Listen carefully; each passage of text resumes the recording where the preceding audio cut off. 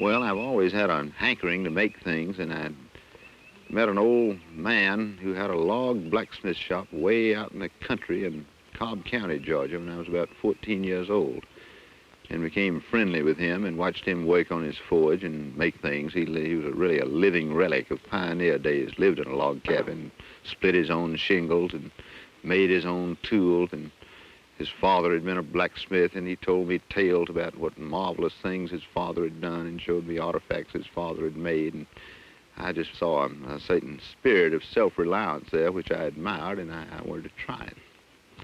And so my interest was maintained, and it really grew, I guess about 5 years ago, and I decided to make a model Civil War cannon, and found out that certain of the parts simply had to be forged. There was no other way. So I didn't have a forge. I built a small one and forged those parts, and then became more interested in it, collected tools, built a larger forge, started doing more blacksmithing, found, half a dozen old blacksmiths that I could talk to and watch them work and ask them questions, and that really got me started. So here I am at the first Blacksmith Workshop.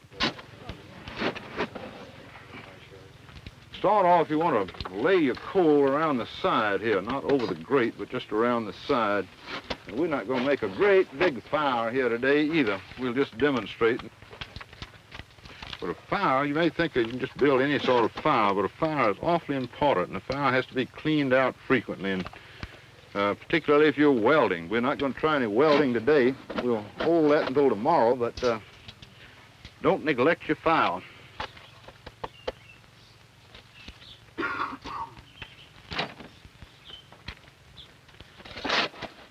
Well, usually the coal should be about the size of your little finger, really. That's the best size. You can use it larger than that once the fire is going well, because you can break it up as you poke in there with the poker and all.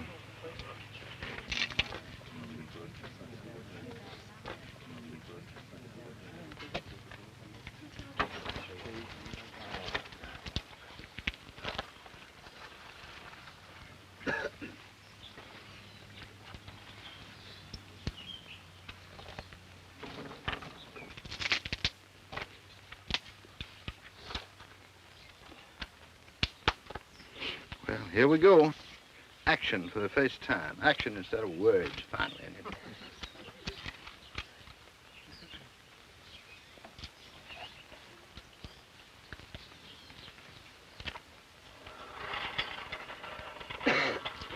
You want to turn your blast, or at least have a real low blast to begin with, just enough to fan the heat.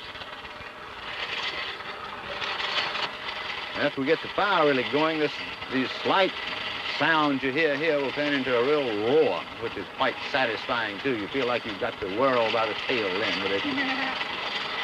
All of that's part of the pleasure of blacksmithing. You know, I pointed out because I do it as a hobby, and I don't have to turn out so many wagon tires a day or fix so many rakes or anything else. I just enjoy it. And those of you who want to do sculpture might try it purely for the enjoyment of it. I became aware of Alex Bealer through his book, The Art of Blacksmithing.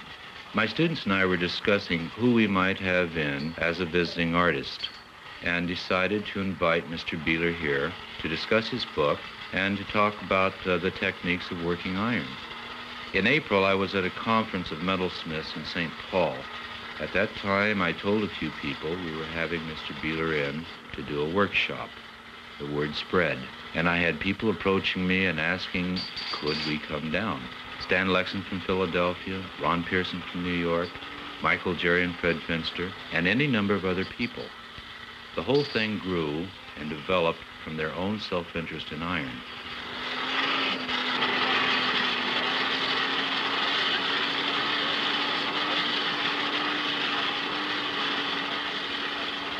As you can kind of walk by here, you can see that fire change. It's getting good and white in there. The fire should be white rather than red. If it just burns red, it indicates that the fuel is rather poor.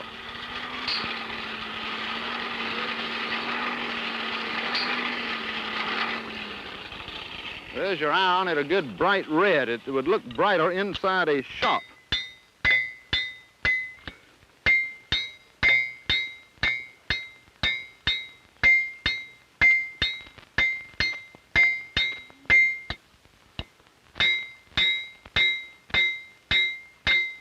That's just drawing it down roughly. We'll use the fuller here in a moment, but you see how easily it is beat down or shaped when it gets to the right heat, when it's soft enough.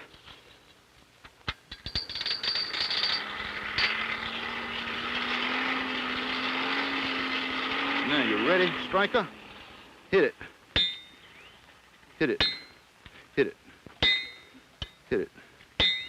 Hit it. Hit it. Hit it. Hit it. Hit it.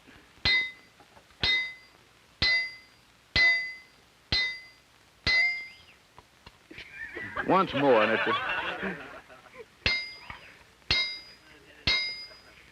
there we go. I think the striker deserves a hand. All set?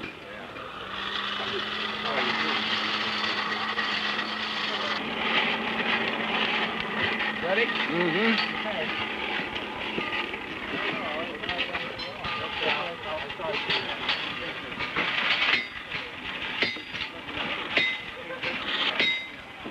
Very good cut.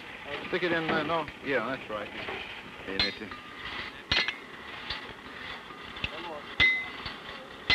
I wouldn't burn it up now. I think you've got it going well, so you just let it sit until he brings the iron. You got it? No. There's some over there and out of the slack tub. They've been cutting it. Well, they'll be cutting another piece here in just a moment. How's this forge coming? You all making progress? What one can see here is the rebirth of a craft. But blacksmithing has died out. This is sort of a rebirth of the traditional aspect of the handling of a material, but in a contemporary form. And my guess is, and has been for a year or two, that this was going to happen.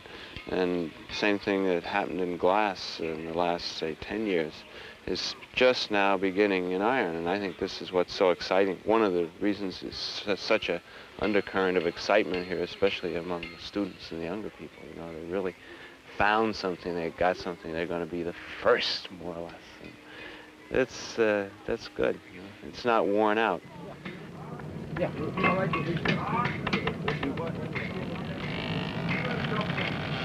Okay. You move up.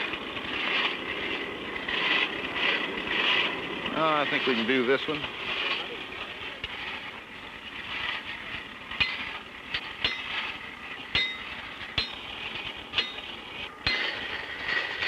that hammer? Take over? Take off.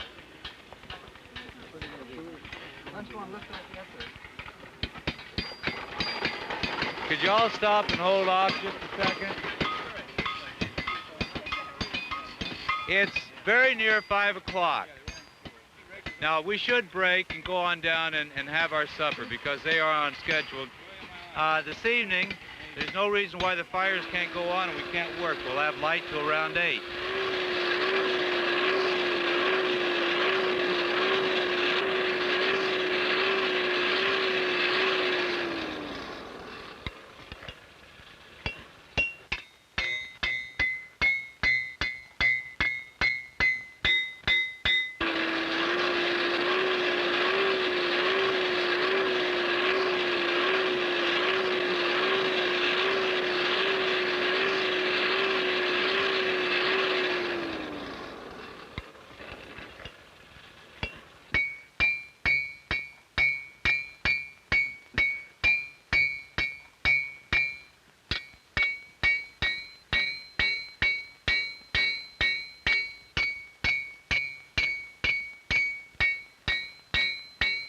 Welding. Welding is the most fun of anything. You feel like God when you've made a successful weld, and once you've made a few of them, well, you are able to do it rather easily so long as your steel or iron is right. Now, not every one of them works out, and you can't expect everyone to work out. Welding is getting the surface of the metal in a semi-molten state, and then you hammer it together. Now, on wrought iron, you can make it just as strong as the original iron. Mild steel, you cannot, and you have to be a little careful with mild steel welds.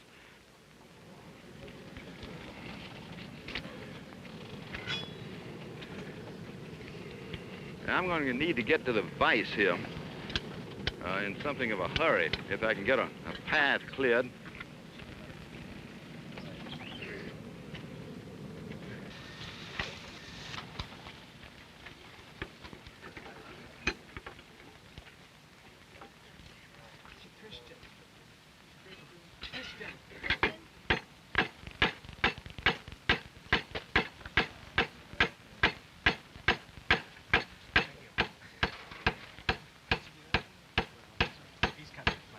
Don't forget your tongs. Don't grab that thing with your hands. Well, you will a time or two, but you'll soon learn not to. Now we're ready to form our scarfs, and they have to be formed on opposite sides because we're gonna bend this into a ring, and of course they have to fit. They have to fit together. Ordinarily, I think you'd upset this end and put your scarf in there and all at the same time, but you would have your anvil close to the vise, so this shop is not arranged in the most efficient manner.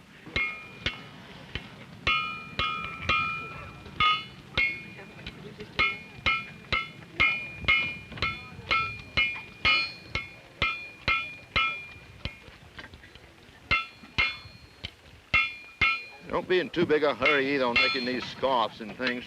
Make each blow count and you'll save time in the long run. And watch what you're doing.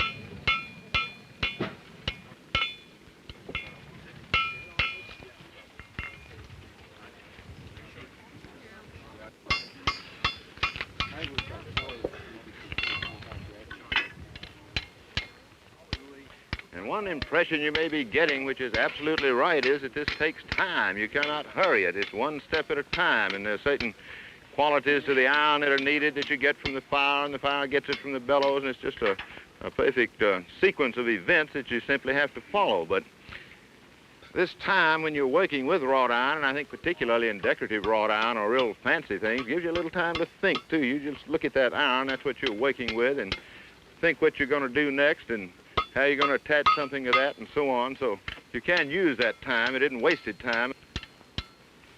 In fact, working hot iron could well make philosophers of all of you. You just have time to think of all sorts of things.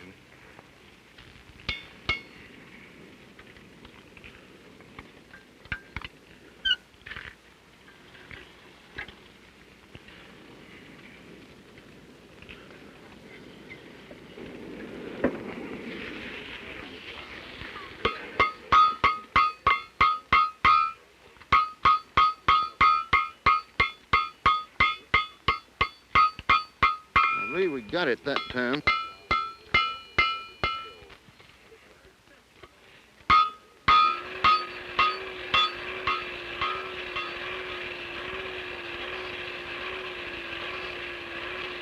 When I went to graduate school, I came out with that same unfortunate hang-up about precious metals. I thought copper was a junk material. Never would dream of using iron for anything pertaining to art. But now I'm kind of interested in the effect that this kind of freedom with the iron will have on the work that the students do back in silver and gold and utilizing iron in combination with these materials. When the traditional techniques of silversmithing or goldsmithing are sometimes rather picky and tedious, and this is not at all picky or tedious. If you learn traditional techniques, you tend to think in those terms, and if you can mix in a technique or the kinds of things that are applicable to ironworking with the thinking that you have in gold and silversmithing, then I think that the result can only be beneficial.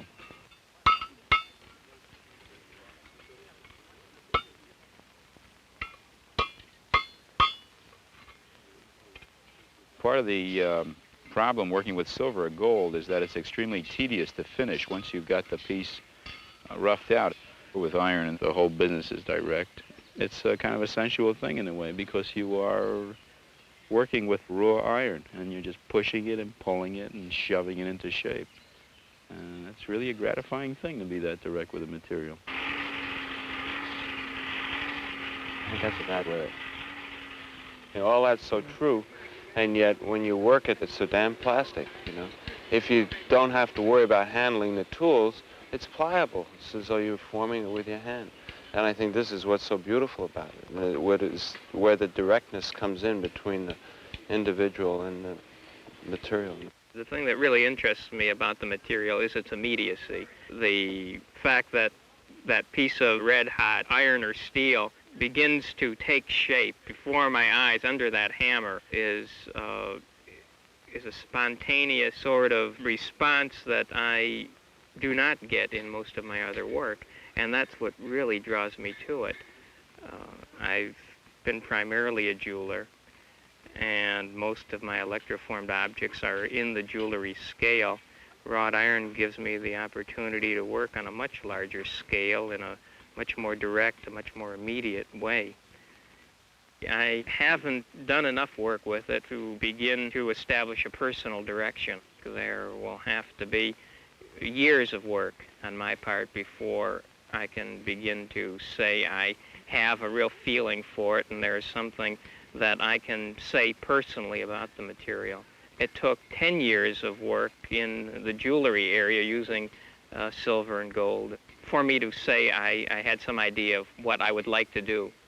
I think that's true of any artist or any craftsman. It takes years of intensive work before something personal begins to develop.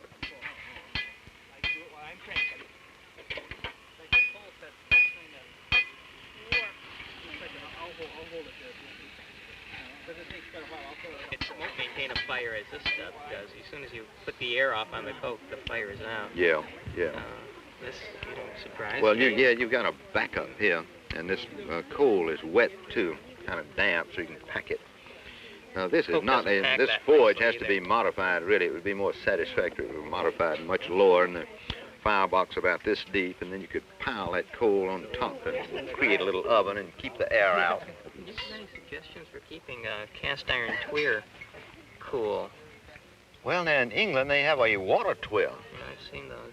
and you can make those. And this little book I brought that's down there on that table, it tells how to make them. Well, most of the forges I worked on were homemade anyhow. My grate is only a pipe that has holes bored in one side and a wooden plug in the end, and it works fine. What's the tweer lined with? Nothing, it's just a pipe, and then I have my firebox built up, and it's lined with red clay, not even fire clay. I've just got an old country forge, really, that I work on. Well, I just continue doing what I'm doing because it's working. The only trouble If is... it works, let it go. You use a lot of air when you're... Yeah, I've got an electric blower, and you just forget. Well, you just forget to turn the rheostat down or turn it off, and that thing's going and going, and it really. That's what's so nice about this bellows. When you stop pumping, that's it. Yeah. Oh, I love a bellows. I'm really conservative when it comes to blast-making devices. You're a romantic. I probably am.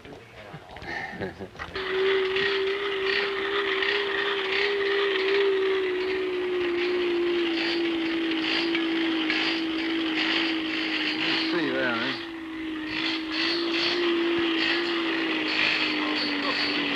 No, that's clinker. Well, that's good. Yeah, that really is. See it? Yeah. This is coke, though. Yeah.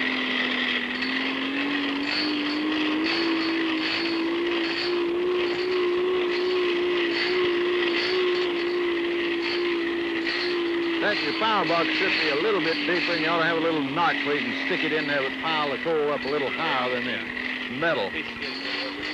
Yeah, because that thing will work you to death. You gods, it get tired of it. And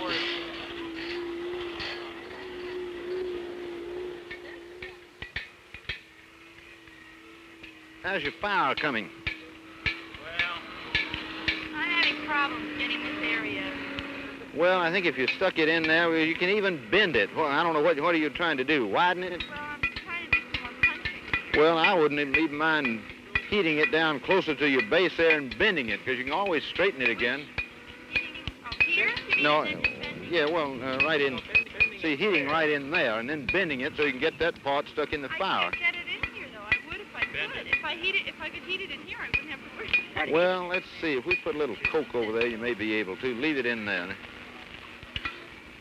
Possible to build a little longer fire? Yeah, oh yeah, you can build any shape firebox you want for whatever you're doing, yes. Yes, don't be afraid of this forge. There's nothing sacred about it. It's only to be used. And I have no particular loves as far as metal is concerned. So this thing that is happening here at this conference is a very exciting kind of thing for me. I guess I'm just not romantic about the thing.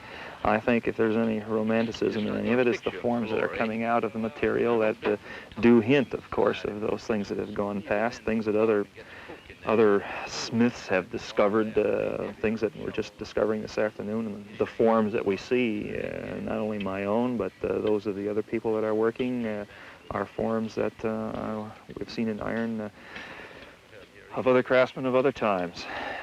Clumsy, but nevertheless, they do have a similarity because they're being worked with tools that haven't appreciably changed in a great deal of time.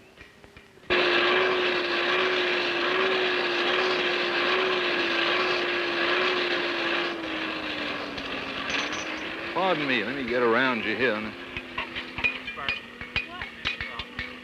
I should have showed you all how to make a dragon's head. They're fun to make, and then dragon's head. Yeah.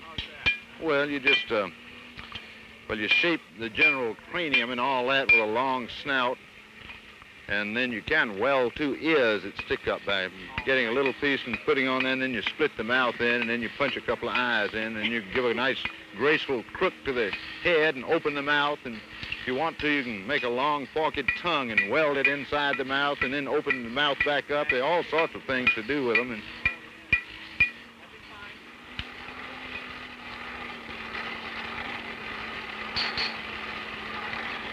how you coming? Well, I want this part to come up here, like that. Yeah.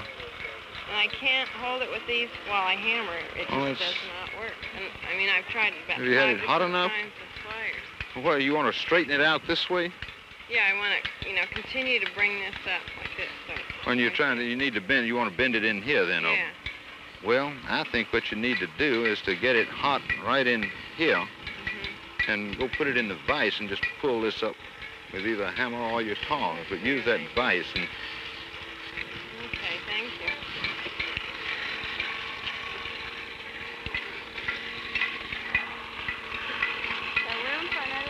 you could pile a little more charcoal on there, and But you're in it now, so go ahead. it'll heat a little more quickly because it forms kind of an oven. Then you've got heat coming from both directions,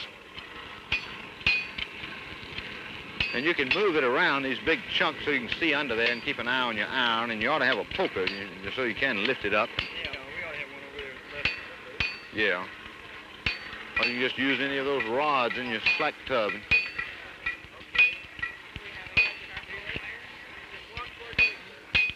Great heavens, you need a helper, old man. Oh, no. I've got to learn to do it myself. My experience, really my first experience of working with iron is today and yesterday. And I think that since we've been involved now, we find that there are a lot of misunderstandings about iron, but also a lot of rewarding experiences working in it. Primarily in my program, which is making jewelry and smaller fabricated parts, lots of times we haven't had the opportunity to perhaps handle and work with materials quite as large or quite as much hammering as we're experiencing. And I think that ironsmithing today is coming on very strong. Different people are beginning to experience this rich material and share it and seek out the old-timers to ask questions that only by verbalizing perhaps with the person who still has the knowledge in his fingertips and in the words that he can pass on. You can read it in the book, but boy, when you can get together with some of the old-timers, and I think the young people today want this experience because they're beginning to find this material an exciting one to work with, and I feel that we're going to see more of it. And a number of the people are beginning to work with it now. We are seeing new forms of art in iron, sculpture and utilitarian pieces and objects just to appreciate visually or tactily. So iron, I think, is going to be something that's going to be here, but taking new shapes and forms visually as well as functionally.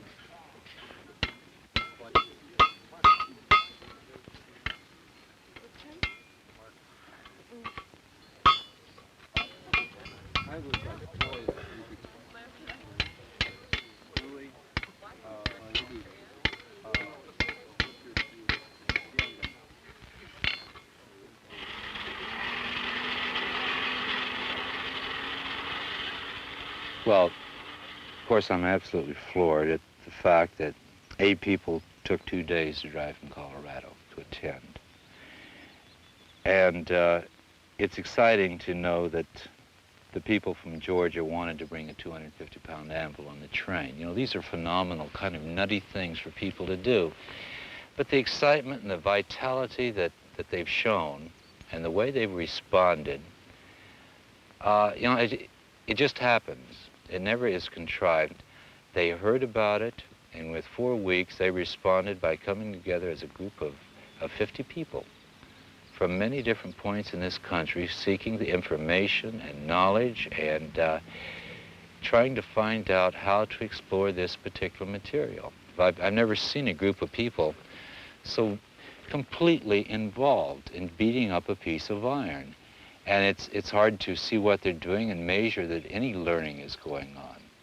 But they're finding a familiarity. There are no products coming off the anvils. That's going to go on in a quiet studio activity that'll follow up, that each individual will follow up. I think this is part of the whole undertone. They're interested, they're vitally involved, and they want the equipment, and they want to do. They want to get back and make. I can see that the workshop really is responsible for something that's going to have ramifications for a number of years in this country, and most likely will establish a tone and an area of crafts that'll be a long-lasting thing.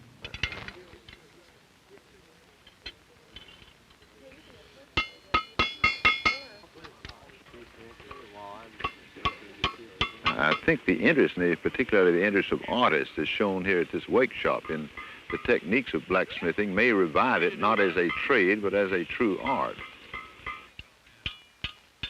When I get back, I think that the kinds of impressions that I take with me are going to change my design concepts and those of the students in terms of handling metal in general. We sometimes get very far away from this directness, and I am going to set up a blacksmithing area one way or another.